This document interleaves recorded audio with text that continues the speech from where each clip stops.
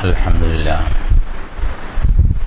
لله الذي أنزل على عبده الكتاب ولم يجعل له عوجا هو الذي أرسل رسوله بالهدى ودين الحق ليظهره على الدين كله ولو كره المشركون أشهد أن لا إله إلا الله وحده لا شريك له وأشهد أن محمدا عبده ورسوله اللهم صل على محمد وعلى آل محمد كما صليت على إبراهيم وعلى آل إبراهيم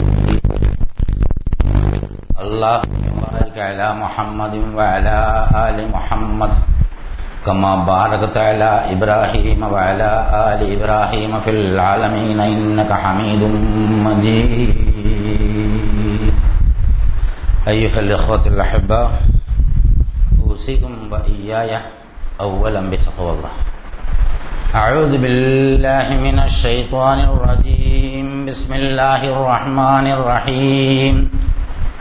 إن الله يأمر بالعدل والإحسان وإيتاء ذي القربى وينهى عن الفحشاء والمنكر والبغي يعظكم لعلكم تذكرون. وأوفوا بعهد الله إذا عاهدتم ولا تنقضوا الأيمان بعد توكيدها وقد جعلتم الله عليكم كفيلا إن الله يعلم ما تفعلون. صدق الله العظيم. പ്രിയമുള്ള സഹോദരീ സഹോദരന്മാരെ, അല്ലാഹു സുബ്ഹാനഹു വ തആലയുടെ വിധിവിലക്കുകൾ മാനിച്ചുകൊണ്ട് ജീവിക്കണമെന്ന് ആദ്യമായി എന്നോടെന്നപോലെ നിങ്ങളോടും ഉണർത്തുകയാണ്, വസിയത്ത് ചെയ്യുക. ഈ പ്രപഞ്ചത്തിൻ്റെയും ജീവിതത്തിൻ്റെയും നിലനിൽപ്പിൻ്റെ അടിസ്ഥാനപരമായ വളരെ പ്രധാനപ്പെട്ട ഒരു സംഗതിയാണ് നീതി എന്നത്. സാധാരണ നിലയിൽ നമ്മൾ നീതിയെക്കുറിച്ച് സംസാരിക്കാറുണ്ട്. തുല്യമായി പകർത്തു കൊടുക്കുന്ന സംഗതിക്കാണ് പലപ്പോഴും നീതി എന്ന് പറയാറുള്ളത്. രണ്ടാളുകളുണ്ടെങ്കിൽ, ഒരു വസ്തു ഉണ്ടെങ്കിൽ തുല്യമായി പകർത്തു കൊടുക്കുമ്പോൾ നീതി എന്നൊക്കെ നമ്മൾ പറയാം. യഥാർത്ഥത്തിൽ അതല്ല നീതി എന്നുള്ളതാണ്. നീതിയെക്കുറിച്ച് വളരെ വ്യക്തമായി അല്ലാഹു സുബ്ഹാനഹു വ തആല ഖുർആനിലൂടെയും റസൂലുള്ളാഹി സ്വല്ലല്ലാഹു അലൈഹി വസല്ലമ ഹദീസുകളിലൂടെയും പറഞ്ഞു പഠിപ്പിച്ചിട്ടുണ്ട്. അതിനു മുമ്പ് വന്ന പ്രവാചകന്മാരും നീതി എന്താണ്, നീതിയുടെ പ്രാധാന്യം എന്താണ് എന്നതിനെ സംബന്ധിച്ച് വളരെ ഗൗരവമുള്ള ഒരു വിഷയമാണ്. സാധാരണ നാം കാണുന്ന തരത്തിലുള്ള ഈ സംഗതി അല്ലാതെ ഓരോന്നിന്റെ പ്രകൃതത്തിന് അനുയോജ്യമായത്, അർഹമായത് മിതമായ അളവിൽ അതിന്റെ റഫാഹത്ത്, അതായത് വെൽഫെയർ, അതിന്റെ നിലനിൽപ്പിന്, ശാന്തവും സമാധാനവുമായ നിലനിൽപ്പിന് അർഹമായത് നൽകുക എന്നുള്ളതാണ്. അപ്പൊ ഈ പ്രകൃതി നിശ്ചയിക്കുന്നത് ആരാണെന്ന് അല്ലാഹു സുബ്ഹാനഹു വ തആലയാണ് ഓരോന്നിനും പ്രകൃതി നിശ്ചയിക്കുന്നത്. മനുഷ്യരിൽ തന്നെ വ്യത്യസ്ത പ്രകൃതിക്കാരായ ആളുകളുണ്ടാവും. ഒരു വാപ്പാക്ക് പല സ്വഭാവ പ്രകൃതങ്ങളുള്ള ശരീര രൂപഭാവങ്ങളുള്ള ആളുകളുണ്ടാവും. അവിടെയൊക്കെ നീതിയുടെ കാര്യം വരുമ്പോൾ സാധനങ്ങളെല്ലാം തുല്യമായി പങ്കുവെച്ചു കൊടുക്കുക എന്നുള്ളതല്ല. ഒരു കുട്ടിക്കും വലിയ ആളിനും ഒരേപോലെ ഭക്ഷണം കൊടുത്താൽ, ഒരേ അളവിൽ ഭക്ഷണം കൊടുത്താൽ അത് നീതിയാവില്ല. അതുപോലെ ഒരു രോഗിക്കും ഒരു ആരോഗ്യവാനും ഒരേ രീതിയിൽ ഒരു സ്ഥലത്ത് വന്നപ്പോൾ സീറ്റുണ്ട്, അപ്പോൾ അവിടെ രോഗിയെ പരിഗണിക്കണമെന്ന് നമുക്ക് അറിയുന്ന ഒരു സംഗതി. നമ്മുടെ ബസ്സിലൊക്കെ എഴുതി വെച്ചിട്ടുണ്ട്, സീനിയർ സിറ്റിസൺ, സ്ത്രീകൾ, വികലാംഗൻ. ഇത് റിസർവ് ചെയ്തിരിക്കുകയാണ്. കാരണം പൊതുജനത്തിന് കേവല നീതി സ്വയം നടപ്പാക്കാനുള്ള ഒരു താല്പര്യമില്ലാത്ത ഒരു സമൂഹത്തിൽ ഇത്തരം ആളുകളെ കുറച്ചെങ്കിലും പരിഗണിക്കാൻ വേണ്ടിയാണ് യഥാർത്ഥത്തിൽ സർക്കാരുകൾ നീതി സംവരണം ചെയ്യുന്നത്. വൃദ്ധന്മാർ അല്ലെങ്കിൽ സീനിയർ സിറ്റിസൺ എന്നൊക്കെ എഴുതി വെച്ചതിന്റെ തൊട്ട് അടുത്ത സീറ്റിൽ വിദ്യാർത്ഥികൾ അങ്ങനെ സുഖമായിരിക്കുമ്പോൾ 60-70 വയസ്സായ ആളുകളെ കുത്തിപ്പിടിച്ചടിച്ചു നിൽക്കുന്നത് നമ്മൾ കാണാറുണ്ട്. പറഞ്ഞാൽ പോലും എഴുന്നേറ്റ് കൊടുക്കാത്ത, അതായത് നീതിക്ക് ശബ്ദിച്ചാലും കിട്ടാത്ത ഒരു സാഹചര്യം.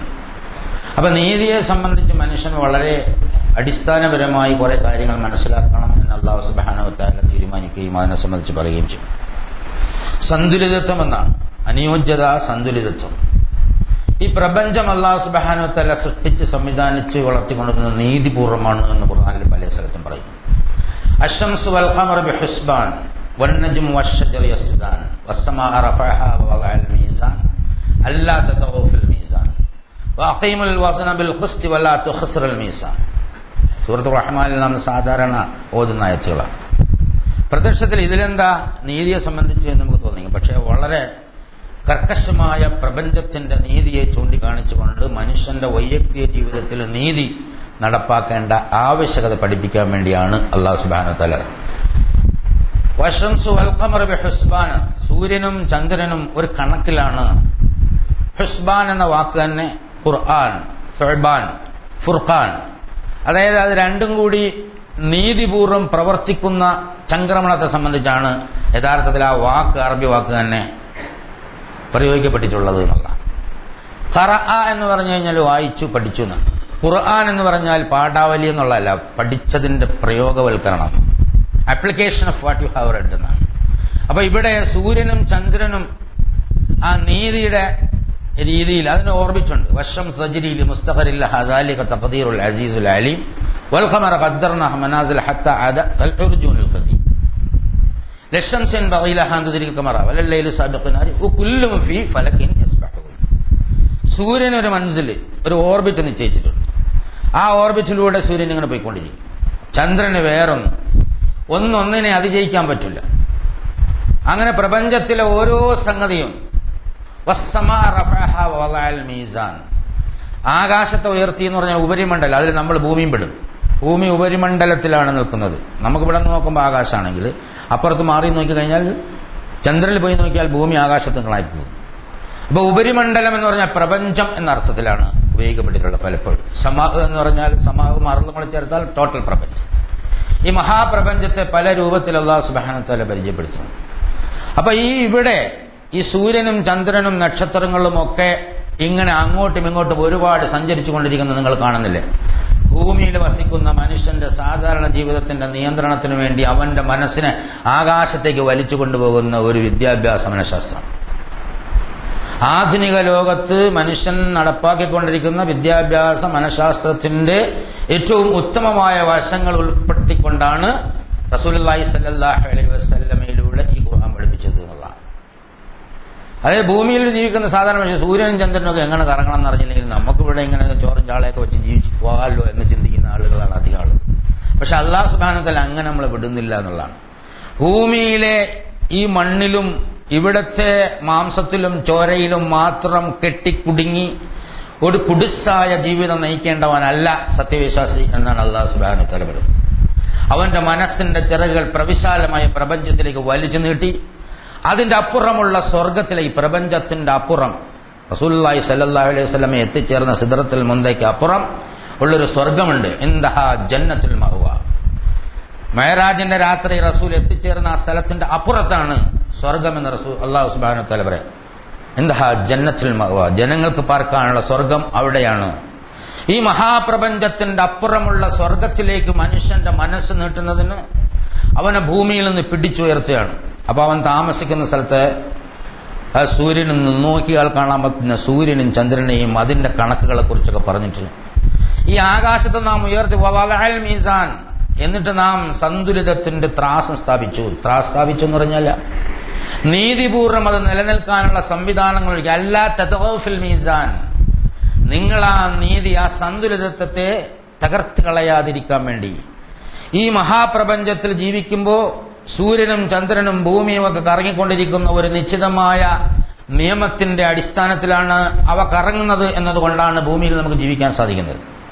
15 കോടി കിലോമീറ്റർ അകലെ നിൽക്കുന്ന സൂര്യൻ ഒരു ദിവസം രാവിലെ തീരുമാനിക്കണം ഇന്ന് ഉദിക്കണ്ടെന്ന് തീരുമാനിച്ചാൽ നമുക്ക് വെളിച്ചം കിട്ടില്ല.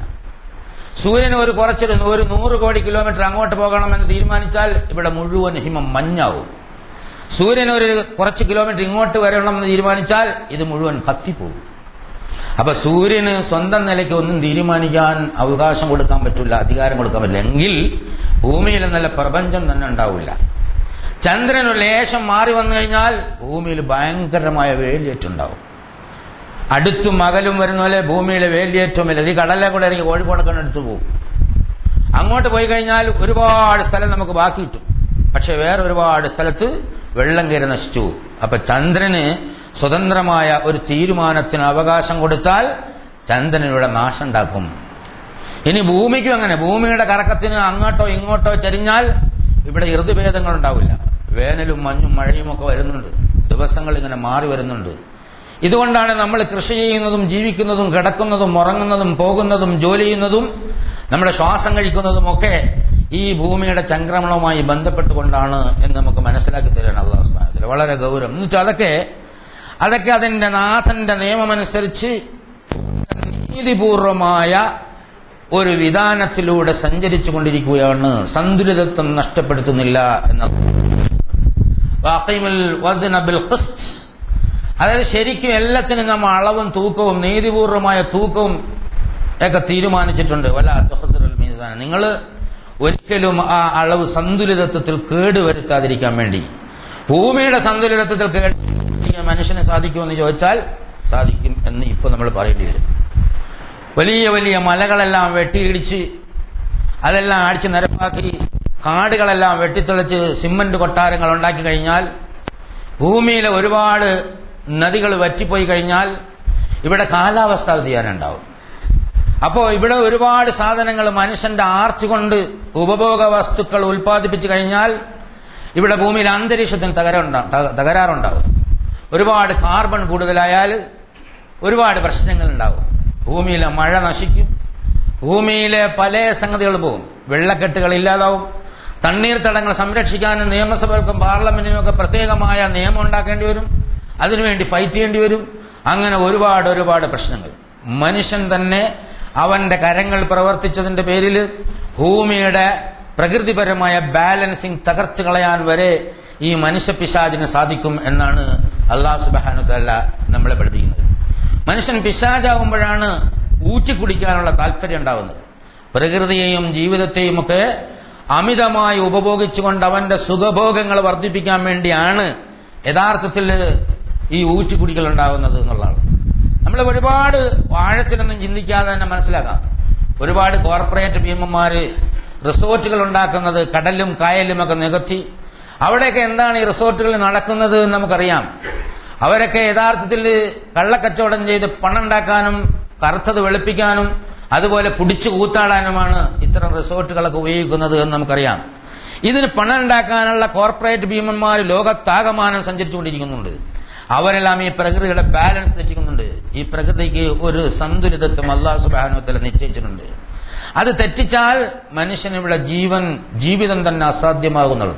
അവന്റെ ഊർജ ഉപയോഗം വല്ലാണ്ട് വർദ്ധിച്ചാൽ ഭൂമിയുടെ ഊർജത്തിന്റെ സ്രോതസ്സുകളെല്ലാം കട്ടിയും, മഴ കട്ടിയും, അതുപോലെ വെളിച്ചം കട്ടിയും, ഇങ്ങനെ പലതും കട്ട് ചെയ്തിട്ട് നമ്മളിപ്പോ അതിന്റെയൊക്കെ രോദനത്തിലാണ്. പത്രത്തിലൊക്കെ വരും, ഇടവപ്പാതി ചതിച്ചു, തുലാവർഷം ചതിച്ചു. ഇനി നമ്മളെ KSEB മറ്റേ റെഗുലേറ്ററി കമ്മീഷനായിട്ട് അടികൂടി മന്ത്രിയുടെ കാൽക്കൽ വീണിക്കുന്നു. കേന്ദ്രത്തിൽ നിന്ന് കിട്ടാത്തതിന് മറ്റൊരാളെ പറഞ്ഞു തമിഴ്നാട് തന്നില്ല എന്ന് പറയുന്നു. ഇങ്ങനെ ആവശ്യമുള്ളതും ഇല്ലാത്തതുമായ കുറെ ചെറുവിധ ചർച്ചകൾ നടത്താമെന്നുള്ളതല്ലാതെ കാതലായ വശത്തിലേക്ക് ആർക്കും കടക്കാൻ സാധിക്കില്ല. കാരണം മനുഷ്യന്റെ കൊള്ളരുതായ്മ ഉണ്ട്. ലഹറൽ ഫസാദ് ഫിൽ ബർരി വൽ ബഹരി ബിമാ കസബത് അയ്ദിൻ നാസ്. മനുഷ്യകരങ്ങൾ പ്രവർത്തിച്ചതിന്റെ ഫലമായി കടലിലും കരയിലും നാശം വെളിപ്പെട്ടിരിക്കുന്നു എന്നുള്ള ഒരുപാട് ഉപഭോഗിക്കേണ്ടെന്നല്ല, മനുഷ്യന്റെ മിതോപഭോഗത്തിന് അപ്പുറം, നീതിക്കപ്പുറം പലരും ഇവിടെ കൺസ്യൂം ചെയ്യുന്നുണ്ട്, ഉപഭോഗിക്കുന്നുണ്ട്. അപ്പൊ അവിടെയും നിത്യജീവിതത്തിൽ മനുഷ്യന് ഭക്ഷണം കഴിക്കുമ്പോൾ ആവശ്യമുള്ളതേ കഴിക്കാവൂ.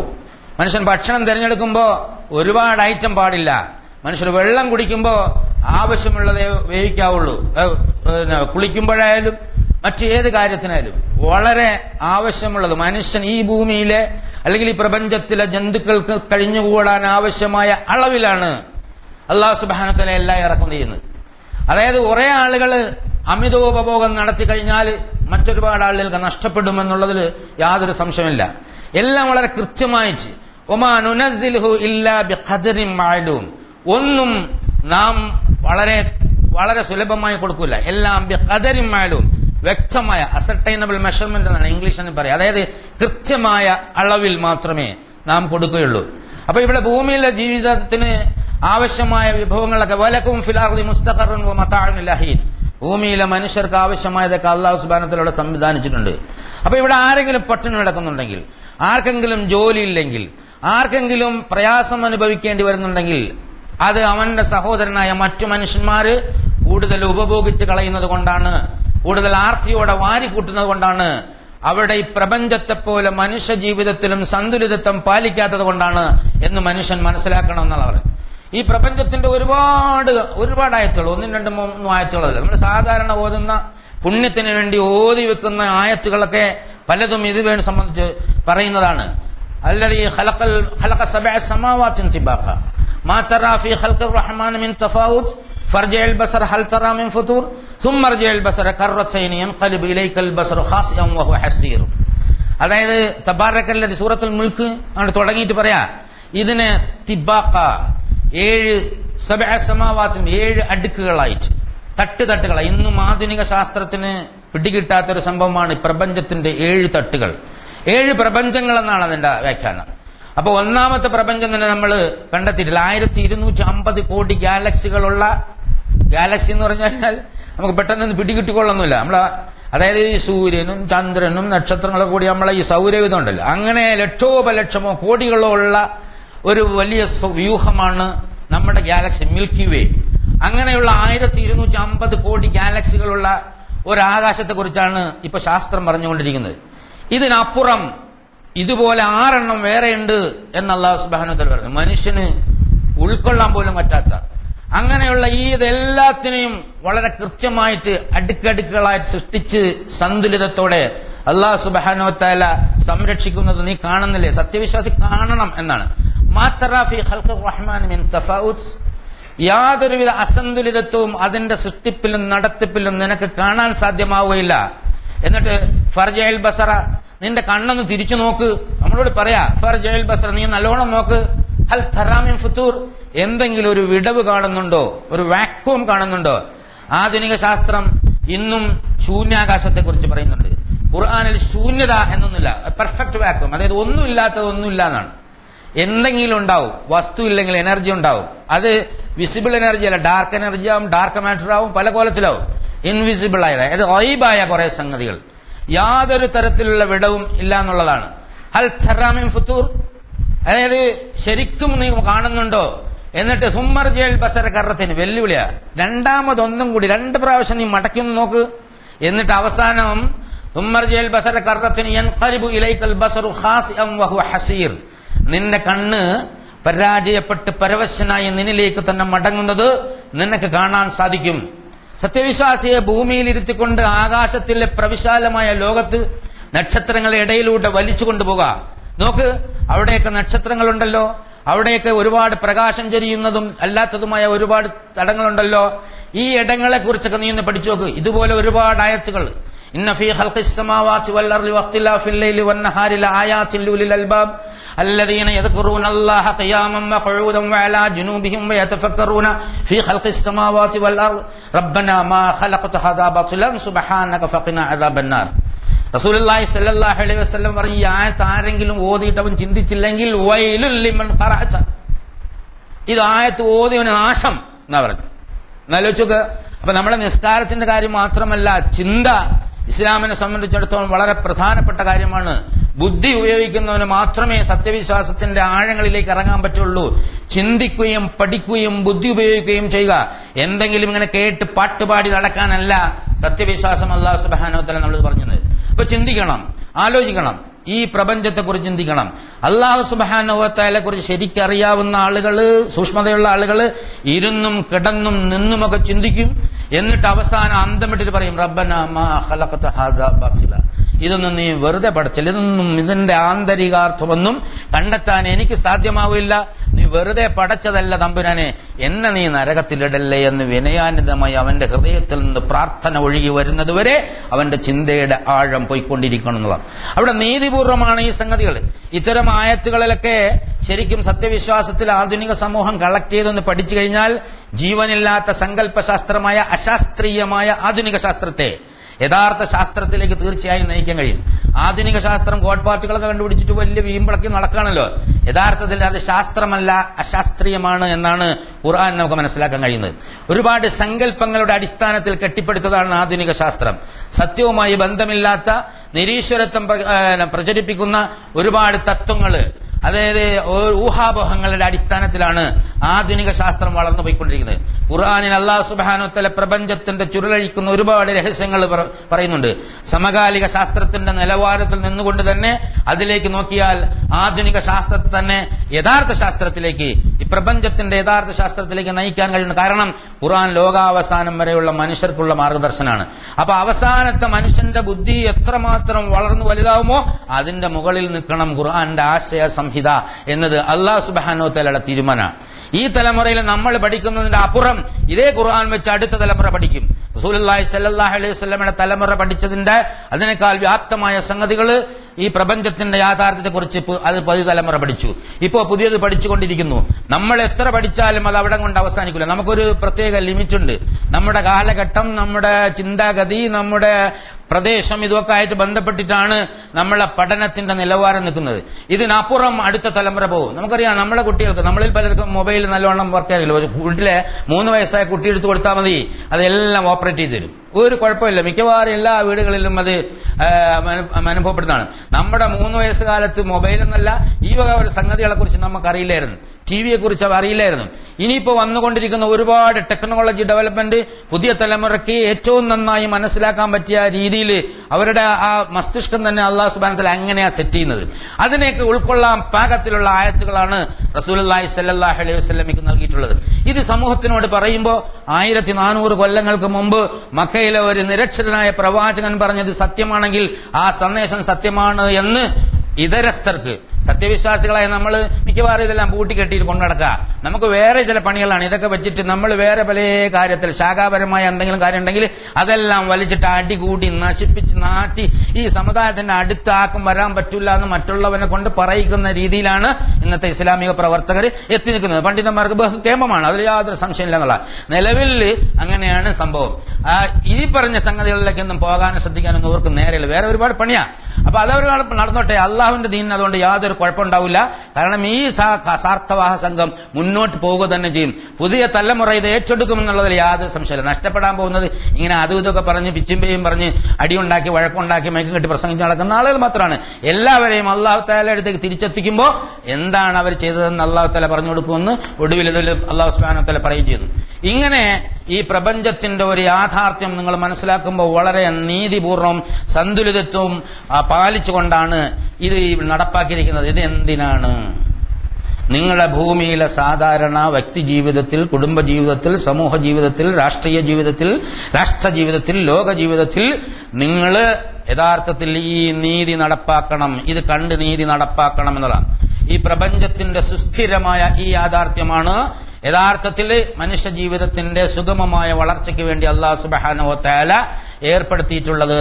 ഈ സുസ്ഥിരാടിസ്ഥാനം ഏതെങ്കിലും ഒരു പ്രത്യേക വികാരത്താൽ മാറിപ്പോകാത്തത്, സ്നേഹവായ്പ കൊണ്ട് ചാഞ്ഞു പോകാത്തതായിരിക്കണം, കുടുംബ ബന്ധം കൊണ്ട് ചാഞ്ഞു പോകാത്തതായിരിക്കണം.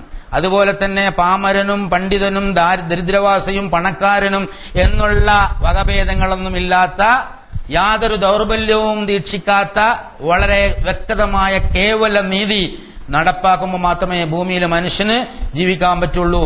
സൂറത്ത് നഹ്ലിലെ ആയത്തുകൾ, അതായത് 90, 91, 92 ആയത്തുകളാണ് ആദ്യം ഓതിച്ച ആ നീതി ഇതുമായി ബന്ധപ്പെടുത്തിയിട്ടാണ്. ഇന്നല്ലാഹ യഅ്മുറു ബിൽ അദ്ലി വൽ ഇഹ്സാൻ, നിങ്ങളോട് അല്ലാഹു തആല നീതിയും നന്മയും വ ഈതാഇദിൽ ഖുർബ, അടുത്ത ആളുകൾക്ക് ദാനവും അല്ലാഹു തആല കൽപ്പിക്കുന്നു. അപ്പൊ നീതി എന്താണ് എന്ന് നീ പ്രപഞ്ചത്തിൽ നിന്ന് പഠിച്ചോളൂ.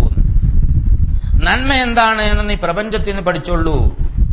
ജീവിതത്തിൽ എന്തൊക്കെയാണ് നീതി, എന്തൊക്കെയാണ് നന്മ എന്നൊക്കെ ഒരുപാട് വിശദീകരണങ്ങൾ അല്ലാഹു സുബ്ഹാനഹു വ തആല. ഓരോരുത്തർക്കും നീതി ആരുടെയും ഔദാര്യമല്ല, നീതി ഓരോരുത്തരുടെയും കടമയുമാണ്, അതേസമയം അവകാശവുമാണ്. നീതി ചെയ്യുന്നവന് അതിന്റെ കടമയുണ്ട്. ഞാൻ ആരോടെങ്കിലും നീതി ചെയ്താൽ ഞാൻ ഔദാര്യം ചെയ്തു എന്ന് വിചാരിക്കേണ്ട. കാരണം നീതി ചെയ്യാനാണ്, നീതിക്ക് സാക്ഷിയാവാനാണ് എന്നെ ഇങ്ങോട്ട് നിയോഗിച്ചിരിക്കുന്നത്. അപ്പൊ അതുകൊണ്ട് നീതി ചെയ്യൽ എന്റെ കടമയാണ്, നീതി അവകാശമാണ്, എനിക്ക് നീതി ലഭിക്കുകയും വേണം. അപ്പോൾ ഇപ്പൊ ഇന്ത്യ രാജ്യത്തുള്ള മനുഷ്യന്മാർക്ക് നമ്മളിപ്പോ ഇവിടെ പ്രപ്പോർഷണൽ റെപ്രസെന്റേഷൻ ഒക്കെ പറയുന്നുണ്ടല്ലോ, അതായത് ജനസംഖ്യാനുപാതികമായി കിട്ടണം. ഈ രാജ്യത്തുള്ള വിഭവങ്ങൾ ഇവിടെയുള്ള മുഴുവൻ മനുഷ്യന്മാർക്കുള്ളതാണ്. 110 കോടി ജനങ്ങളുണ്ടെങ്കിൽ 110 കോടികൾക്ക് ജനങ്ങൾക്ക് അവകാശപ്പെടാം. ഇവിടെയുള്ള പോസ്റ്റുകൾ, ഇവിടെയുള്ള ജോലികൾ, ഇവിടെയുള്ള വിദ്യാഭ്യാസ സ്ഥാപനങ്ങൾ, ഇതൊക്കെ നീതിപൂർവ്വം ഇവിടെയുള്ള ആളെ കൊടുക്കണം. ഇവിടെ മതം, ജാതി എന്നൊക്കെ പറഞ്ഞ ഒരു യാഥാർത്ഥ്യമാണ്, അത് കണ്ണടച്ചിട്ട് കാര്യമില്ല. അല്ലാഹു സുബ്ഹാനഹു വ തആല അനുവദിച്ച സ്വാതന്ത്ര്യം കൊണ്ട് ചിലർ മുസ്ലിമായി, ചിലർ കാഫിറായി, ചിലർ ഹിന്ദുവായി, ചിലർ ക്രിസ്ത്യാനിയായി, എല്ലാം അതിനൊക്കെ എല്ലാവരെയും ഇവിടെ ജീവിക്കാൻ അല്ലാഹു സുബ്ഹാനഹു വ തആല നിശ്ചിത കാലം വരെ അനുവദിച്ചിട്ടുണ്ട്.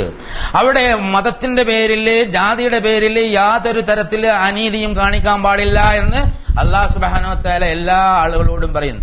യാ അയ്യുഹല്ലദീന ആമനൂ കൂനൂ ഖവ്വാമീന, സത്യവിശ്വാസികളോട് പ്രത്യേകം എടുത്ത് പറയാണ്, ശുഹദാ ബിൽ ഖിസ്ത്, നിങ്ങൾ അള്ളാഹുവിന് സാക്ഷികളാണ് എന്നുള്ള നിലയ്ക്ക്, നീതിയുടെ അള്ളാഹുവിന്റെ ആളുകളാണ് എന്നുള്ള നിലയ്ക്ക് നീതിക്ക് സാക്ഷിയായിരിക്കണം. വലാ യജ്രിമന്നകും ശനആന ഖൗമിൻ അലാ അല്ലാ തഅദിലു ഇദ്ലു ഹുവ അഖറബു ലിത്തഖ്വ വത്തഖുല്ലാഹ ഇന്നല്ലാഹ ഖബീറും ബിമാ തഅമലൂൻ. ഒരു ജനതയോടുള്ള ശത്രുതാ മനോഭാവം അവരോട് നീതി കാണിക്കുന്നതിന് നിങ്ങളെ പ്രേരിപ്പിക്കാതിരിക്കട്ടെ. അപ്പൊ നീതിയുടെ കാര്യത്തിൽ ഹിന്ദു ഇല്ല, ക്രിസ്ത്യാനി ഇല്ല, മുസ്ലിമും ഇല്ല, നേതാവും ഇല്ല, അനുയായി ഇല്ല, രോഗിയില്ല, പാമരമില്ല, എല്ലാവർക്കും അവരവർക്ക് അർഹമായ നീതി ലഭ്യമായേ പറ്റുള്ളൂ. അപ്പൊ മുസ്ലിം സമുദായം എന്തൊക്കെയോ വല്ലാണ്ട് വാരിയെടുക്കുന്നു എന്ന് പരാതിപ്പെടുന്ന ചില ആളുകളെ നമുക്ക് കാണാൻ സാധിക്കും. യഥാർത്ഥത്തിൽ അവർക്ക് പറഞ്ഞു മനസ്സിലാക്കി കൊടുക്കാനുള്ളത് അതൊന്നും ആരുടെ ഔദാര്യം കൊണ്ടല്ല, അത് ഈ ഭൂമിയിൽ ഈ രാജ്യത്ത് ജീവിക്കുന്ന മനുഷ്യന്മാരുടെ അവകാശമാണ്. നീതി മനുഷ്യരുടെ അവകാശമാണ്. അത് വിട്ടുകൊടുക്കൽ കൈവശം വെച്ചിരിക്കുന്നുണ്ട് കടമയാണ്. അതിൽ സംശയമില്ല. ഇത് മനസ്സിലാക്കിക്കൊണ്ട് വേണം സത്യവിശ്വാസികൾ പ്രവർത്തിക്കാൻ. അവരോട് അതുകൊണ്ട് അനീതി പ്രവർത്തിക്കാൻ പാടില്ല. അപ്പൊ എല്ലാ മേഖലകളിലും നീതി വേണം. വിദ്യാഭ്യാസത്തിന് നീതിപൂർവമായ ഒരു സംവിധാനം വേണം. എല്ലാവർക്കും വിദ്യാഭ്യാസം കൊടുക്കാൻ പറ്റില്ലെങ്കിൽ കൊടുക്കുന്ന വിദ്യാഭ്യാസം എത്ര ആൾ കൊടുക്കാൻ പറ്റുമോ അത്ര ആളുകൾ ഇവിടെയുള്ള മനുഷ്യന്മാരുടെ ജനസംഖ്യയുടെ അടിസ്ഥാനത്തിൽ ജാതി വർഗം എല്ലാ ആളുകൾക്കും അത് ലഭിച്ചേ പറ്റൂ എന്നുള്ളത് അല്ലാഹു സുബ്ഹാനഹു വ തആലയുടെ പ്രകൃതിയിൽ നിക്ഷിപ്തമാക്കിയ ഒരു സംഗതിയാണ്. അപ്പൊ നീതിക്ക് വേണ്ടിയുള്ള ഓരോ ശബ്ദവും യഥാർത്ഥത്തിൽ ധർമ്മയുദ്ധമാണ്, ജിഹാദാണ്. അതിന്റെ എഴുത്തും അതിന്റെ പ്രസംഗവും അതിന്റെ വരവും അതിനുവേണ്ടിയുള്ള എല്ലാ സംഗതിയും യഥാർത്ഥത്തിൽ അങ്ങനെയുള്ളതാണ്. നമ്മളെ കുടുംബത്തോട് നീതിയുണ്ട്, ഭാര്യാഭർത്താക്കന്മാരുടെ ഇടയിൽ നീതിയുണ്ട്, സഹോദരങ്ങളോട് നീതി പാലിക്കണം, മാതാപിതാക്കളോട് നീതി പാലിക്കണം, അതുപോലെ മക്കളോട് നീതി പാലിക്കണം. ഇവിടെ നമ്മൾ ആ കാര്യം പറയുമ്പോൾ കുടുംബ ബന്ധങ്ങളുടെ കാര്യത്തിൽ മാനിക്കേണ്ടവരെ മാനിക്കുകയും ബഹുമാനിക്കേണ്ടവരെ ബഹുമാനിക്കുകയും ആദരിക്കേണ്ടവരെ ആദരിക്കുകയും ചെയ്യാതെ എത്രയോ മനുഷ്യന്മാരുടെ കടന്നു പോകുന്നു. മാതാവിനോട് മക്കൾക്ക് നീതിപൂർവമായ ഒരു പെരുമാറ്റം ഉണ്ടാവും, മാതാവ് മക്കളോടും നീതിപൂർവമായ ഒരു പെരുമാറ്റം ഉണ്ടാവും, ഭാര്യ ഭർത്താവിനോടും ഭർത്താവ് ഭാര്യയോടും നീതിപൂർവമായ ഒരു പെരുമാറ്റം. അതൊന്നും എല്ലാം കൂടെ ഖുത്ബയിൽ പഠിപ്പിക്കാൻ പറ്റില്ല. നമുക്കറിയാം എങ്ങനെയാണ് പെരുമാറേണ്ടത്. വാപ്പ മക്കളോട് നീതിപൂർവമായ പെരുമാറ്റം ഉണ്ടാവണം. അത് ആ ചെറുപ്പ വലിപ്പം നോക്കിയല്ല. നീ സംസാരിക്കുമ്പോൾ നീതിപൂർവ്വം സംസാരിക്കുക. അടുത്ത കുടുംബക്കാരനോട് സംസാരിച്ചാലും സ്വാധീനമുണ്ട് എന്നുള്ളത് നിലയ്ക്ക് അവന്റെ അഭിമാനത്തെ വ്രണപ്പെടുത്തുമെന്നും സംസാരിക്കാൻ പാടില്ല. നീ അതുപോലെ വിധി കൽപ്പിക്കുമ്പോൾ ജനങ്ങളുടെ ഇടയിൽ നീതിപൂർവ്വം വിധി കൽപ്പിക്കുക എന്നുള്ളതാണ്. ഈ നീതി നടപ്പാക്കിയിരുന്നെങ്കിൽ ജീവിതത്തിൽ താളപ്പിഴകൾ ഉണ്ടാക്കുക എന്നുള്ളത് അള്ളാഹുവിന്റെ മാറ്റമില്ലാത്ത സുന്നത്താണ് എന്നുള്ളതാണ് വളരെ പ്രധാനപ്പെട്ട ഒരു വിഷയം. നമ്മുടെ ജീവിതത്തിൽ താളപ്പിഴകൾ ഉണ്ടെങ്കിൽ നമ്മൾ നീതി പാലിക്കാൻ ബാധ്യസ്ഥമായ സ്ഥലങ്ങളിൽ നീതി പാലിക്കുന്നില്ല. നമ്മുടെ കൈവശം ഉണ്ടെങ്കിൽ അടുത്ത കുടുംബക്കാർക്ക് കൊടുക്കണം എന്നുള്ളതാണ്. കൊടുത്തേ പറ്റൂ. അതവന്റെ അവകാശമാണ്, നമ്മുടെ കടമയാണ്, ഔദാര്യമല്ല. കൊടുക്കണം എന്നൊക്കെ അല്ലാഹു സുബ്ഹാനഹു വ തആല പറയുമ്പോൾ ഉള്ളവന് പലപ്പോഴും വിമ്മിഷ്ടം അനുഭവപ്പെടും. അവന്റെ ആ വിമ്മിഷ്ടം അവന്റെ വിവരക്കേട് കൊണ്ടാണ് എന്ന് അല്ലാഹു സുബ്ഹാനഹു വ തആല പറയുന്നു. വമിമ്മാ റസഖ്നാഹും യൻഫിഖൂൻ, എന്തെങ്കിലും നീ ഉണ്ടാക്കിയതെടുത്ത് കൊടുക്കാനല്ല നാം പറയുന്നത്, നാം നൽകിയതിൽ നിന്ന് കൊടുക്കുക എന്നാണ് അല്ലാഹു സുബ്ഹാനഹു വ തആല പറയുന്നത്. വളരെ ഗൗരവമുള്ള വിഷയമാണ്. അപ്പോ നമുക്ക് കിട്ടിക്കഴിഞ്ഞാൽ ബുദ്ധി തന്നെ സ്വന്തം നിലയ്ക്ക് മാത്രം ഉപയോഗിക്കാൻ പാടില്ല.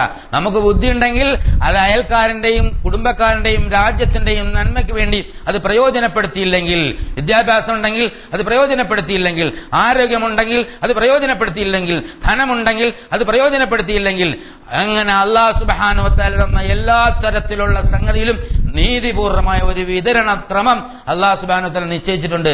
വളരെ ആഴത്തിലാണ് ഈ വിഷയം എന്നുള്ളതാണ്.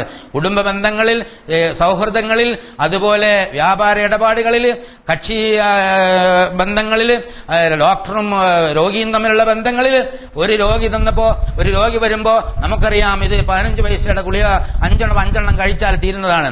പക്ഷെ അങ്ങനെ എഴുതി കൊടുത്താൽ ഞാനൊരു മോശമായ ഡോക്ടറാണ് എന്ന് വിചാരിക്കുമെന്നുള്ളത്. പണ്ടൊരു തമാശ പറയാനുണ്ട്. ഒരു വളരെ കുറഞ്ഞൊരു ഗുളിക എഴുതി കൊടുത്ത് രോഗമൊന്നുമില്ല എന്ന് പറഞ്ഞപ്പോ ഒരു അമ്മൂമ്മ പറഞ്ഞു പോലും, ഡോക്ടറെ ഞങ്ങളെ സർട്ടിഫിക്കറ്റ് എനിക്കൊന്ന് കാണണം എന്ന് പറഞ്ഞ പോലെ എന്നെ മോശമായ ഡോക്ടറായിട്ട് വിചാരിക്കുമെന്ന് വിചാരിച്ചിട്ട് ഏറ്റവും മുന്തിയ അതേ ഇഫക്റ്റുള്ള വേറെ ഏതെങ്കിലും ഒരു കമ്പനിയുടെ ഏറ്റവും മുന്തിയ ഗുളിക എഴുതി കൊടുത്തിട്ട് പ്രവർത്തിക്കുന്ന ഡോക്ടറെ സംബന്ധിച്ചിടത്തോളം അവിടെ നീതി പാലിക്കുന്നില്ല എന്നുള്ളതാണ്. പാവപ്പെട്ട മനുഷ്യന്റെ വിവരക്കേട് ചൂഷണം ചെയ്തുകൊണ്ട് ജീവിക്കുന്ന ഒരുപാട് ആളുകളുണ്ട്. ഏത് മേഖലയിൽ പ്രവർത്തിച്ചാലും, ഉദ്യോഗസ്ഥ മേഖലയിലുണ്ട്, രാഷ്ട്രീയ മേഖലയിലുണ്ട്, തൊഴിൽ മേഖലയിലുണ്ട്, ടാക്സി ഓടിക്കുന്നവനും. ഇവിടെ കോഴിക്കോട്ടുകാരനല്ലാത്ത ഒരുത്തൻ വന്നിറങ്ങിയിട്ട് മാവൂർ ഓടി പറയണമെന്ന് പറഞ്ഞാൽ അവന് മീൻചന്തയിൽ കൂടെ കറക്കി അവിടെ കൊണ്ടുവന്നിട്ട് ഇത്രയാണെന്ന് പറയാം. പാവം അറിയാത്തവൻ അതിലങ്ങനെ കുടുങ്ങിപ്പോവും. കോഴിക്കോടാണ് മാന്യമായ ഓട്ടോറിക്ഷക്കാരന്മാരുള്ളത് എന്ന് പലപ്പോഴും പറഞ്ഞിട്ടും അനുഭവിച്ചിട്ടുണ്ട്. മറ്റു പല പ്രദേശങ്ങളിൽ ചെന്ന് കഴിഞ്ഞാൽ ഇത്തരം കറക്കങ്ങളിൽ ആളുകളുടെ പൈസ പിടിച്ചു വെച്ചുന്ന അനീതി പ്രവർത്തിക്കുന്ന ഒരുപാട് ആളുകളുണ്ട്. അതുകൊണ്ടുണ്ടാക്കുന്ന പണമൊന്നും ഒരു കാലത്തും ഉപകരിക്കൂല എന്നുള്ളത് അവനൊന്ന് പറഞ്ഞു മനസ്സിലാക്കി കൊടുക്കേണ്ട ബാധ്യതയും സത്യവിശ്വാസികൾക്ക് ഉണ്ടെന്നുള്ളതാണ്. ഏതെങ്കിലും തരത്തിൽ എള്ളോളം അനീതിയോടെ എന്തെങ്കിലും സുഖം സമ്പാദിച്ചു സുഖിച്ചാൽ അതിന്റെ ഉത്തരം അള്ളാഹുവിന്റെ അടുത്ത് പറയേണ്ടി വരും. അത് പൈസയുടെ കാര്യത്തിൽ മാത്രമല്ല, ജീവിത സുഖത്തിന്റെ കാര്യത്തിലും അതുപോലെ മറ്റെല്ലാ സംഗതിയുടെ കാര്യത്തിലും അനീതിയിലൂടെ, അക്രമത്തിലൂടെ, അതുപോലെ മ്ലേച്ഛപ്രവൃത്തിയിലൂടെ, നിഷിദ്ധങ്ങളിലൂടെ സമ്പാദിക്കുന്നത് അല്ലാഹു സുബ്ഹാനഹു വ തആല നിരോധിച്ചിരിക്കുന്നു. അതുകൊണ്ട് ഒരു പ്രയോജനവും ഒരിക്കലും ഉണ്ടാവുകയില്ല എന്ന് അല്ലാഹു സുബ്ഹാനഹു വ തആല. അല്ലാഹുവേ മനുഷ്യ ഹൃദയങ്ങളെ നോക്കിക്കാണുന്നു, അവന്റെ വികാര വിചാരങ്ങളെ കുറിച്ച് നല്ല ബോധ്യമുണ്ട് അല്ലാഹു സുബ്ഹാനഹു വ തആല. ഈ പ്രപഞ്ചത്തിന്റെ, മഹാപ്രപഞ്ചത്തിന്റെ നീതി സന്തുലിതത്വം മഹാനാഥനായ അല്ലാഹു സുബ്ഹാനഹു വ തആല ഏറ്റവും വലിയ അഹ്കമുൽ ഹക്കിമീൻ, ഏറ്റവും വലിയ വിധികർത്താവായ നീതിമാനായ അല്ലാഹു എങ്ങനെ നടപ്പാക്കിയിരിക്കുന്നു, അതേ സ്രോതസ്സിൽ നിന്ന് തന്നെയാണ് മനുഷ്യ ജീവിതത്തിന്റെ മാർഗദർശനവും നീതിപൂർവമായി ഇറക്കി തന്നിട്ടുള്ളത്. ആ മാർഗദർശനം നീതിപൂർവമായി ജീവിതത്തിൽ പകർത്താത്തിടത്തോളം കാലം മനുഷ്യന് ദുന്യാവിലും ആഖിറത്തിലും വിജയം ഉണ്ടാവില്ല എന്ന് ഖുർആൻ അടിക്കടി പറയുന്നതാണ്. അതുകൊണ്ട് ഗൗരവമായി പരിഗണിച്ച നീതിയുടെ പാതയിൽ, വിജയത്തിന്റെ പാതയിൽ അല്ലാഹു സുബ്ഹാനഹു വ തആലയുടെ തൃപ്തിക്ക് പ്രവർത്തിക്കാൻ കാരുണ്യവാനായ തമ്പുരാൻ നമുക്ക് തൗഫീഖ് നൽകി അനുഗ്രഹിക്കുമാറാകട്ടെ.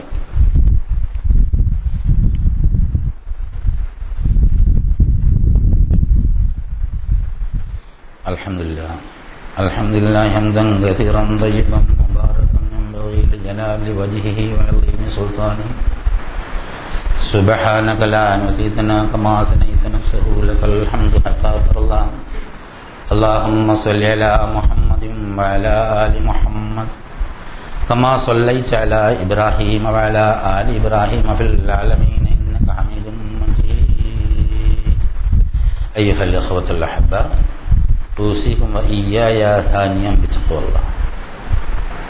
ഒരിക്കൽ കൂടി അല്ലാഹു സുബ്ഹാനഹു വ തആലയുടെ വിധിവിലക്ക് ബഹുമാനിച്ചുകൊണ്ട് ജീവിക്കണമെന്ന് എന്നോടെന്ന പോലെ നിങ്ങളോടും ചെയ്യണം. നീതി നടപ്പാക്കാൻ തന്നെയാണ് ഈ അടിക്കടിയുള്ള ഉണർത്തൽ. നീതി ഇല്ലാതെ വന്നാൽ ഉണ്ടാവാൻ പോകുന്നത് യൻഹാനിൽ ഫഹ്ശാഇ വൽ മുൻകറി വൽ ബഗി. നീതി കൽപ്പിക്കുന്നു, നന്മ കൽപ്പിക്കുന്നു, ദാനം കൽപ്പിക്കുന്നു എന്ന് മൂന്ന് സംഗതികൾ എടുത്തു പറഞ്ഞിട്ട് നിരോധനത്തിന്റെ മൂന്ന് കാര്യങ്ങൾ തൊട്ട് പറയാൻ. ഫഹ്ശ, നീചവൃത്തി. നീതി ഇല്ലെങ്കിൽ ഈ ഈ നീചവൃത്തികൾ മനുഷ്യരുണ്ടാവും. ഒരു മനുഷ്യനെ സംബന്ധിച്ചിടത്തോളം അവന് പ്രായപൂർത്തിയായ കല്യാണം കഴിച്ച് ജീവിക്കണം. അതൊരു അനിവാര്യമായ ഒരു സംഗതിയാണ്. അത് അവനോ കുടുംബക്കാരോ നാട്ടുകാരോ ഒക്കെ ചെയ്തു കൊടുക്കണമെന്നാണ് ഇസ്ലാമിന്റെ നിയമം. അത് നീതിപൂർവ്വം ചെയ്തില്ലെങ്കിൽ അവന് വിചാരിക്കാൻ പോകും. അതൊരു നാച്ചുറൽ ആയിട്ടൊരു സംഗതിയാണ്. എന്തെങ്കിലും തരത്തിൽ കുഴപ്പമുണ്ടാക്കും. ഫഹ്ശ, ഏറ്റവും മ്ലേച്ഛമായ പ്രവൃത്തി. നല്ല നിലയ്ക്ക് ജീവിക്കാൻ സാധ്യമാകാത്ത ഒരുത്തന് അവൻ മോഷണം നടത്തും. മോഷണം വഞ്ചനയാണ്, അതും ഫഹ്ശയിൽപ്പെട്ടതാണ്. പിടിച്ചുപറി നടത്തും, അക്രമാണ്, ബഗിയാണ്, അതും ഫഹ്ശയിൽപ്പെട്ടതാണ്. അപ്പൊ നീതിയില്ലാതെ വരുമ്പോഴാണ് സമൂഹത്തിൽ നീചവൃത്തികൾ കൂടുന്നത്. അതുപോലെ മുൻകർ, നിഷിദ്ധ കാര്യങ്ങൾ വർദ്ധിക്കുന്നത്. നീതി നടപ്പാക്കാൻ ഏതെങ്കിലും ഭരണകൂടം അമാന്തം കാണിച്ചാൽ അവിടെ ക്രമസമാധാന പ്രശ്നം ഉണ്ടാവും. നമ്മുടെ നാട്ടിൽ നീതി എന്നത് പലപ്പോഴും വളരെ വിലയുള്ള അപൂർവ വസ്തുവാണ്. നമ്മളെ ഈ പത്രങ്ങളിലൊക്കെ അത് വായിച്ചാൽ മുസ്ലിം എന്ന പേരുണ്ട് ജയിലിൽ പിടിച്ചുകൊണ്ടിട്ടാൽ കേസൊന്നും ഇല്ലെങ്കിലും അവന് ജാമ്യം കൊടുക്കാൻ പോലും നമുക്കാക്കാൻ പറ്റില്ല. അതെങ്ങനെ നിയമത്തിന് ഒഴുക്കും. പച്ചയായിട്ട് 2 മത്സ്യത്തൊഴിലാളികളെ വെടിവെച്ചൊന്ന ആളിന് ക്രിസ്തുമസ് ആഘോഷിക്കാൻ വളരെ കൃത്യമായിട്ട് എഴുതി തയ്യാറാക്കിയ അജണ്ട പോലെ പോയിക്കോളൂ, 6 കോടി അവിടെ വെച്ചാൾ. ഇത് കാണുന്ന ജനം യഥാർത്ഥത്തിൽ ഇവിടെ ഉണ്ട് എന്നുള്ളതാണ്. 2 നീതി. ഒരാളിന് ഡയബറ്റീസും അതും ഇതൊക്കെ പിടിച്ച് മൂക്കും തലയൊക്കെ പഴുത്ത് നാറി ഒന്നും ചികിത്സിക്കാനാണ്. ഇവിടെ സർവ്വ ആരോഗ്യത്തോടു കൂടി നിലനിൽക്കുന്ന മനുഷ്യർക്ക് ആഘോഷിക്കാൻ. നമ്മുടെ നാട്ടിലുള്ള ഒരു നീതിയുടെ ഒരു രീതിയാ. വലിയ ആളുകൾ, സ്വാധീനമുള്ള ആളുകൾ, ഭരണകൂടത്തിൽ പിടിച്ചുള്ള ആളുകൾ, അവരൊക്കെ എന്തെങ്കിലും കേസ് ശിക്ഷിക്കപ്പെട്ട് ജയിലിലൊക്കെ പോയി കഴിഞ്ഞാൽ എന്തെങ്കിലുമൊക്കെ ന്യായം പറഞ്ഞ് എത്രയും പെട്ടെന്ന് കഴിച്ചിലാക്കും. പേര് കൊണ്ട് ഇബ്രാഹിമോ ഹസനോ യാതൊരു ദീനുമായിട്ട് യാതൊരു ബന്ധമില്ല. ജനിച്ചിട്ട് പടിഞ്ഞാറോട്ട് കുനിഞ്ഞു വിടാത്താണെങ്കിലും പേര് അങ്ങനെയാണെങ്കിൽ എന്തെങ്കിലുമൊക്കെ പേര് പറഞ്ഞ് ജയിലിൽ പിടിച്ചു. ഇന്ത്യൻ ജയിലുകളിൽ എത്ര ആളുകൾ. ഈ വിഷയത്തിൽ നീതി എവിടെയാണ് നടപ്പാകുന്നത്? ആളുകൾക്കൊക്കെ പൊട്ടിത്തെറിക്കാനും അതുപോലെ ശക്തമായി പ്രതികരിക്കാനും തീവ്രവാദികളാവാനും ഒക്കെ അവസരം ഉണ്ടാക്കി കൊടുക്കുന്നത് ഭരണകൂടങ്ങളുടെ നീതിയില്ലായ്മയാണ്. സമൂഹം എപ്പോഴും നീതി വളരെ പ്രധാനപ്പെട്ട ഒരു സംഗതിയാണ്. വീട്ടിൽ നീതി നടപ്പായില്ലെങ്കിൽ, മക്കളുടെ ഇടയിൽ സ്വത്ത് പങ്കുവെക്കുമ്പോൾ നീതി നടപ്പായില്ലെങ്കിൽ അവിടെ കുഴപ്പമുണ്ടാകും. ഭാര്യമാരാൽ ഒന്നിലധികം ഭാര്യമാരുള്ളവർ അവിടെ നീതി നടപ്പായില്ലെങ്കിൽ അവിടെ കുഴപ്പമുണ്ടാകും. അങ്ങനെ ഒരു അങ്ങാടിയിൽ സാധനം വെച്ചുകൊണ്ടിരിക്കുമ്പോൾ നീതിപൂർവ്വം കൊടുത്തില്ലെങ്കിൽ വാങ്ങാൻ വരുന്ന അടി ഉണ്ടാകും. അത് മനുഷ്യ പ്രകൃതത്തിലുള്ള ഒരു സ്വഭാവമാണ്. ആളുകൾക്ക് ബുദ്ധിയുണ്ട്, പണ്ടത്തെ പോലെയല്ല. ഭരണകൂടങ്ങൾ കണ്ണടച്ചുകൊണ്ട് പലതും ചെയ്താൽ അത് എല്ലാ കാലവും നിലനിൽക്കില്ല, നിഷ്കാസനം ചെയ്യപ്പെടും. ഒരു സംശയമില്ല. ഇനി ഇത് അപ്പുറം അള്ളാഹുവിന്റെ കോടതിയിൽ ചെല്ലാനുണ്ട്. അല്ല പറഞ്ഞിട്ടുണ്ട്, നിങ്ങൾ ഇങ്ങോട്ട് വരിക, അപ്പൊ ഞാൻ പറഞ്ഞുതരാം. അതിന് വിശ്വസിക്കാത്തവന് തൽക്കാലം ആഹ്ലാദത്തിൽ മടങ്ങാം. ആരാഹ്ലാദിച്ചാലും ആഹ്ലാദിച്ചില്ലെങ്കിലും ലോകം അവസാനിക്കുമെന്നും പരലോകം ഉണ്ടാവുമെന്നും വിചാരം ഉണ്ടാവുമെന്നും സ്വർഗം ഉണ്ടാവും നരകം ഉണ്ടാവുന്ന ഒരു സത്യമാണ്. കുറച്ച് ആളുകൾ നിഷേധിച്ചുകൊണ്ട് അതില്ലാതിരിക്കുന്നില്ല. ഈ ഒരു ഗൗരവമായ സംഗതി അറിയുന്ന നമ്മൾ മറ്റുള്ളവർക്ക് പറഞ്ഞു കൊടുക്കാനുള്ള ബാധ്യത ഏറ്റെടുക്കുന്ന കാര്യത്തിലും അനീതി ഉണ്ട്. നമ്മളാണിതിന്റെ വാഹകര്. ഇത്രയും ഗൗരവമായ ഓരോ മനുഷ്യനെയും നരകത്തിലേക്ക് വലിച്ചു കളയുന്ന അനീതി കാണിക്കുമ്പോൾ അതവന് പറഞ്ഞു മനസ്സിലാക്കി കൊടുക്കാനുള്ള സന്ദേശത്തിന്റെ വാഹകരായി നടക്കുന്ന നമ്മൾ പല കാരണങ്ങളാൽ കൊണ്ടത് മൂടി വെക്കുന്നു, അല്ലെങ്കിൽ പറയാൻ കഴിയുന്നില്ല, ആർജമില്ല. നമുക്കും പേടിയാണ്. അള്ളാനെ ഒഴിച്ച് ബാക്കി എല്ലാത്തിനും പേടിയാണ്. പഠിച്ചോൻ പറഞ്ഞ് എന്നെ പേടിച്ചോളാം. പക്ഷെ അള്ളാനെ പേടിയില്ല. അള്ളാനെ പേടിച്ചാൽ സെയിൽ ടാക്സ് കാരണം ഇൻകം ടാക്സ് കാരണം ഒന്നും പേടിക്കണ്ട. എന്തിനാണ് കൃത്യമൊന്നും കാണിക്കാതെ അള്ള തരുമെന്ന് അറിയാം. പക്ഷെ അള്ളാനെ പേടിക്കാത്തതുകൊണ്ട് അള്ള എന്ത് ചെയ്ത് എല്ലാത്തിനും പേടിയാക്കി. അപ്പൊ ചുരുക്കത്തിൽ ഈ നീതിയുടെ വിഷയത്തിൽ സമുദായത്തിന്റെ ആളുകളോ നേതാക്കന്മാർ പണ്ഡിതന്മാർ പരസ്പരം മൈക്ക് കെട്ടിയിട്ട് എന്തൊക്കെ വിളിച്ചു പറയണം. എന്തെങ്കിലും നീതിയുള്ള വർത്താനം പറയുമ്പോൾ നീതിയോടെ സംസാരിക്കണം എന്നല്ല പറഞ്ഞ ഖുർആന്റെ വാഹകര് ഇസ്ലാമിക പ്രബോധന. എന്നിട്ട് റോഡരികിലൊക്കെ മൈക്ക് കെട്ടിയിട്ട് ഇപ്പൊ ക്ലിപ്പിങ്ങും ആപ്പിങ്ങും ഒക്കെ കൂടെ എന്തൊക്കെ ആണ്. അവിടെ നീതിയുടെ കാര്യത്തിൽ പണ്ഡിതനും പാമരനും സുധുജനും എല്ലാം ഒരു തരം തോന്യാസത്തിലാണ് ഇപ്പോൾ ജീവിക്കുന്നത്. ഇത് അപകടകരമായ ഒരു സാഹചര്യം ഉണ്ടാക്കുമെന്നുള്ളൊരു സംശയമില്ല. നാട്ടിൽ നാശം വരുത്താനേ പണ്ഡിതന്മാരുടെയും നേതാക്കന്മാരുടെയും അതുപോലെ പൊതുജനങ്ങളുടെയൊക്കെ അനീതിപൂർവമായ പെരുമാറ്റം ഉപകരിക്കുള്ളൂ. ഒരുപാട് മുൻകാല സമൂഹങ്ങൾ തകർന്ന് തരിപ്പണമായിട്ടുണ്ട്. അവരെല്ലാം ഇത്തരം അനീതികളിൽ ആണ്ടിരുന്ന ആളുകളാണ് എന്നുള്ളതാണ് വളരെ ഗൗരവത്തിൽ ചിന്തിക്കേണ്ട വിഷയമാണ്. ഏതെങ്കിലും ഒരാളെ, ഒരു വിഭാഗത്തെ, ഒരു ഗ്രൂപ്പിനെ, ഒരു പാർട്ടിയോ ഒന്നും കുറ്റപ്പെടുത്താൻ വേണ്ടിയില്ല. വളരെ പച്ചയായ സംഗതി നിങ്ങൾക്ക് എടുത്ത് വായിച്ചു നോക്കാവുന്നതാണ്. ഖുർആനിലുള്ളത് ഞാനും നിങ്ങളും ഒന്നടക്കുന്ന, ബഹുമാനിക്കുന്ന, ആദരിക്കുന്ന, വിശ്വസിക്കുന്ന ഈ പരിശുദ്ധ ഖുർആൻ നമ്മളോട് പച്ചയിൽ പറഞ്ഞു തരുന്ന സംഗതി വിശ്വസിക്കാൻ കഴിഞ്ഞില്ലെങ്കിൽ പിന്നെന്താ ചെയ്യാം? ഇതെല്ലാം പഠിച്ചു വച്ചിട്ടും വളരെ പ്രകടമായ അനീതി കാണിക്കുന്ന രീതിയിൽ പെരുമാറിയാൽ അല്ലാഹു സുബ്ഹാനഹു വ തആല വിടൂല്ല എന്നുള്ളതും കൂടി നമ്മൾ മനസ്സിലാക്കി പടച്ച തമ്പുരാൻ നമ്മളെ കാത്തുരക്ഷിക്കുമാറാകട്ടെ. ഇന്നല്ലാഹ മലായികത്തുഹു صلوا على النبي يا أيها الذين آمنوا صلوا عليه وسلموا تسليما اللهم صل على محمد وعلى آل محمد كما صليت على إبراهيم وعلى آل إبراهيم في العالمين إنك حميد مجيد اللهم ارض عن أبو بكر وعمر وعثمان وعلي وبقية أصحاب رسول الله أجمعين കാരുണ്യവാനായ തമ്പുരാനെ ഞങ്ങളുടെ എല്ലാ പാപങ്ങളും ചെറുപാപങ്ങളും നീ പ്രഥമമായി തരണേ തമ്പുരാനെ. ഞങ്ങളുടെ മാതാപിതാക്കന്മാർക്കും സഹോദരങ്ങൾക്കും ബന്ധുമിത്രാദികൾക്കും ഭാര്യസന്താനങ്ങൾക്കും സുഹൃത്തുക്കൾക്കും നാട്ടാർക്കും മുഴുവൻ സത്യവിശ്വാസികൾക്കും മുൻകാല സത്യവിശ്വാസികളും നീ ഞങ്ങളുടെ പാപങ്ങൾ പ്രഥമമാക്കി തരണേ തമ്പുരാനെ.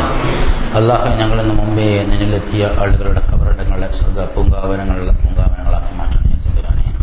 അല്ലാഹു ഞങ്ങളിലുള്ള രോഗങ്ങളെല്ലാം നീ ശിഫാക്കി കൊടുക്കണേ തമ്പുരാനെ. അല്ലാഹു അവരുടെ വേണ്ടപ്പെട്ട ആളുകൾക്ക് നീ ശാന്തിയും സമാധാനം കൊടുക്കണേ തമ്പുരാനെ. അവരുടെ കുറവുകൾ നീ പരിഹരിച്ചു കൊടുക്കണേ തമ്പുരാനെ. റഹ്മാനായ നാഥ, ഞങ്ങൾക്ക് യഥാർത്ഥത്തിൽ ഖുർആനും ഇസ്ലാമും വളരെ ഗംഭീരമായി ഭംഗിയായി മനസ്സിലാക്കാനും ജീവിതത്തിൽ പകർത്താനും മറ്റുള്ളവർക്ക് എത്തിക്കാനുള്ള തൗഫീഖ് നൽകണേ തമ്പുരാനെ. പടച്ച തമ്പുരാനെ, യഥാർത്ഥത്തിൽ നിന്നെ മാത്രം ഭയന്നുകൊണ്ട് മറ്റുള്ളവരോടെല്ലാം വളരെ നന്നായി നല്ല രൂപത്തിൽ പെരുമാറാനുള്ള തൗഫീഖ് നൽകണേ തമ്പുരാനെ. സൂക്ഷ്മത എപ്പോഴും കൈക്കൊള്ളാനുള്ള തൗഫീഖ് നീ ഞങ്ങൾക്ക് നൽകി അനുഗ്രഹിക്കണേ തമ്പുരാനെ. അല്ലാഹു, ഞങ്ങളുടെ കച്ചവടങ്ങളിലും ജോലികളിലും ഇടപാടുകളിലും ഒക്കെ നീ ഖൈറും ബർക്കത്തും തരണേ തമ്പുരാനെ. ഞങ്ങളുടെ സന്താനങ്ങളിലും സമ്പത്തുകളിലും നീ നന്മ വർദ്ധിപ്പിച്ചു തരണേ തമ്പുരാനെ. ഞങ്ങളുടെ ഇബാദത്തുകളെല്ലാം ആത്മാർത്ഥമുള്ള ആർജവമുള്ള ഇബാദത്തുകളായി മാറ്റണേ തമ്പുരാനെ. അതെല്ലാം നീ സ്വീകരിച്ച് ഉത്തരം തരണേ തമ്പുരാനെ. ഞങ്ങളുടെ പ്രാർത്ഥനകളെല്ലാം നീ സ്വീകരിക്കണേ തമ്പുരാനെ. വിനയാനിതമായി ഇതൊക്കെ പഠിച്ച് മനസ്സിലാക്കാനും ശാന്തമായി ജീവിക്കാനും ശാന്തമായി മരിച്ച് നിന്നിലേക്ക് വരാനുള്ള തൗഫീഖ് നൽകണേ തമ്പുരാനെ. മരണത്തിന്റെ വേദന ഞങ്ങൾക്ക് ലഘൂകരിച്ചു തരണേ തമ്പുരാനെ. ഞങ്ങളുടെ സക്രാത്തുൽ മൗത്ത് ആശ്വാസകരമാക്കണേ തമ്പുരാനെ. മഹാപ്രതീക്ഷയോടുകൂടി നിന്നിലേക്ക് അലിയാൻ വരാനുള്ള തൗഫീഖ് നൽകി അനുഗ്രഹിക്കണേ തമ്പുരാനെ. അപകടങ്ങൾ പ്രഭിശാലവും പ്രകാശപൂരിതമാക്കണേ തമ്പുരാനെ. അശ്റൽ നീ ഞങ്ങളെ സഹായിക്കണേ തമ്പുരാനെ. اللهم اغفر للمؤمنين والمؤمنات والمسلمين والمسلمات والأحياء منهم والأموات. اللهم أعز الإسلام والمسلمين. اللهم أعز الإسلام والمسلمين. اللهم أعز الإسلام والمسلمين. اللهم انصر أعمال المجاهدين في كل أماكن الأرض يا أرحم الراحمين. ربنا تقبل منا دعاءنا وتب علينا إنك أنت التواب الرحيم. وآخر دعوانا الحمد لله رب العالمين.